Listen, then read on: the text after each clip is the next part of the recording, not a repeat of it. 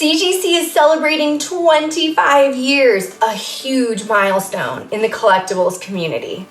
Hi, I'm Brittany McManus, Vice President of Autographs.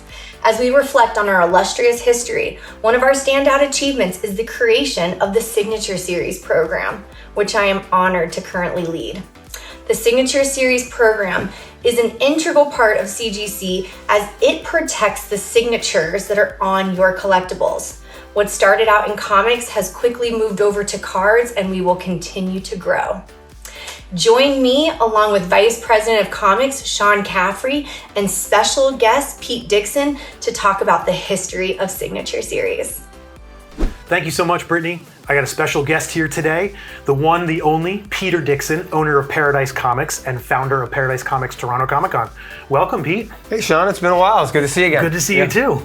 So I wanted to get back to the history and let these people kind of understand how long you've been a part of our CGC family. You were there since the beginning, since Signature Series inception. You want to tell our customers and our audience a little more about that? Sure. You know what? In 2001, I approached Harshan Patel, the operations manager. I had a vision of witnessing and authenticating signed books by creators.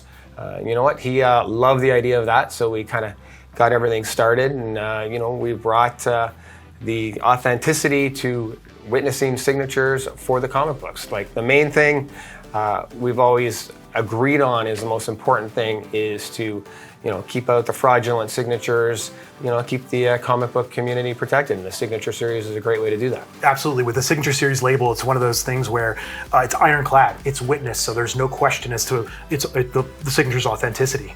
Now, speaking of the signatures, who was the first signing that you did with CGC Signature Series? The first event was with Darwin Cook.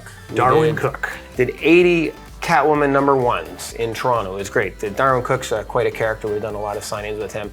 He was nice and nervous. He was worried he was going to ruin the books. He asked if he should be wearing gloves while he was signing them. So it was quite an event. Paradise Toronto Comic Con. Yep.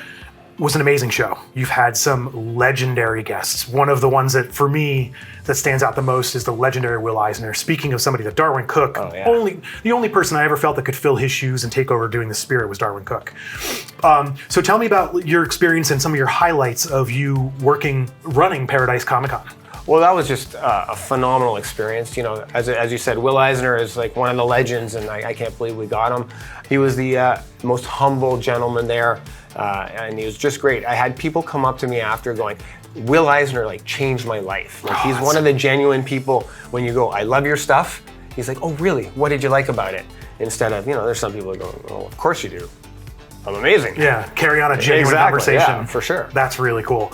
So what, besides Darwin Cook, can you tell me some other highlights as far as your guests? I can tell you a couple of my own. Yep. Michael William Kaluta. Yep. Kaluta was amazing. Kaluta was awesome. And he was such a gentle person. He kind of, I remember him looking kind of like a lumberjack with his big beard, and he was an absolute sweetheart.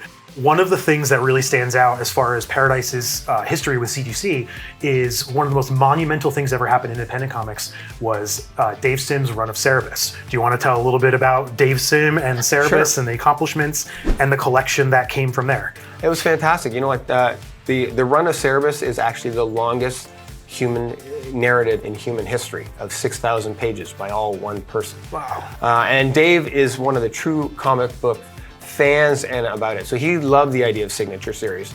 But before he would commit to Signature Series, he wanted to know if CGC had done research, whether, a Sharpie, what it would do in 20 years down the road or whatever. So he was definitely a true fan, but he decided he kept file copies. He kept 20 of every Cerebus copy.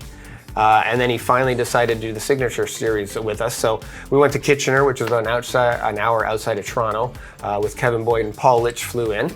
And Dave signed 2,700 books that day for the Signature Series, from Cerebus 1 up to 135. And of course, Gerhard jumped in at issue 65 and did them all. Yeah, wow, that's amazing. And I believe you actually brought a couple of them with you today. We did. We have a couple copies that we have kicking around. This is the one that caught my eye right here. So this is a Cerebus 21 in 10.0. And for you guys that can't really tell from home too, this is our Generation 1 holder too. This is where you can tell it has the sticker labels on top. So you can see really when this book was signed in 2004. So 2004. It was 21 years ago. Yeah. That's insane. Man, I just aged us, didn't I? Yeah, you did. I'm so sorry. And it's a book from 1980? Yeah, 1980. A 10.0. And that's impressive too, with this being an independently published book. Yeah. For copies to survive that way, or that long too, with still being able to maintain the 10.0 grade. And then another surprise we have is right here, is a first print of Cerebus #1. 9.2, and this is again one of Dave's personal file copies, the ones that he signed. Just the general collection on the whole was so high grade. They were just primo mint copies. That's fantastic, yeah. It's just unbelievable. And not to mention, probably one of the coolest experiences was just getting to hang out with the man just in general, right? Oh, he is. He's definitely, you know what? I envy him. He only owns one key. He definitely just loves doing the comic books and whatever else, and just loves the history of comics and stuff. Thank you very much for bringing these treasures. I'm glad everybody got a chance to see at least a tip of the iceberg, so to speak, but that 10.0 is beautiful. That's pretty special. It's pretty rare. What would be one of your favorite memories from one of your facilitated signings with CGC? That would be one of the times in San Diego. We did some signings with the Hero Initiative, where we brought a bunch of creators to do a signing at once. And there was Klaus Janson was signing, and Kevin Eastman was signing, and they were in an argument whether Klaus was too old to get a tattoo. Kevin was, of course, for the tattoo, but Klaus thought he was a little too old for the tattoo. Do you know what ever happened with that? Did Klaus ever wind up getting a tattoo? I don't think he ever got the tattoo, Okay. so I guess he won the argument. So Sean, it's only fair you've been asking me all these questions. I would like to know what would be one of your best memories of the past 25 years with CGC? CGC or CGC working with Paradise Comics? Well, probably working with Paradise. I assume it's with working with Paradise Comics anyway, so I didn't know I had to say that. I had some great memories working with you guys.